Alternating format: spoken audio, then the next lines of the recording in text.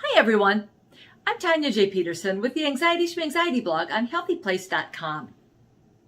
For me, one of the most annoying, probably the most annoying thing about anxiety is overthinking. Anxiety tends to have us, so we have a thought. And actually, fun fact, we have thousands of thoughts, a little over 3,000 thoughts, and 80% of those are negative. So anxiety's got a lot of stuff to work with, and it takes those thoughts. It'll take a thought and run with it. And we end up in this game of tug-of-war. Anxiety's running in one direction, and we're here, and we're trying to deal with that, and we're up here, and we're stuck in that thought, and we're pulling back, and anxiety's pulling us, and we're not getting anywhere because we're stuck in this pattern of overthinking and tugging against anxiety. Well, we do have thousands of thoughts an hour.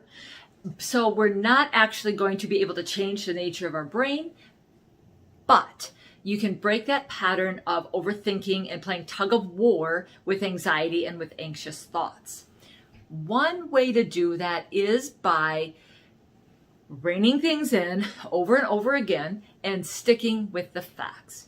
So say, for example, you had an argument, and now all of a sudden your mind takes that, and the anxiety runs with it, and it's pulling you, and you're tugging back, but it's running you, and your thoughts are going, and you're thinking of stuff from the past and stuff that might happen in the future because of what was said, and you're imagining all sorts of worst case scenarios and problems, and you're going off.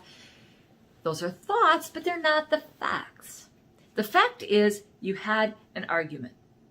So catch yourself running to the past, running to the future, being all over the place, having these automatic negative thoughts, and return it. Remind yourself of the fact it was an argument. You probably have to do this over and over again, but it becomes easier, and that becomes a habit as you do it. Oh yeah, I'm off in the thoughts, bring it back.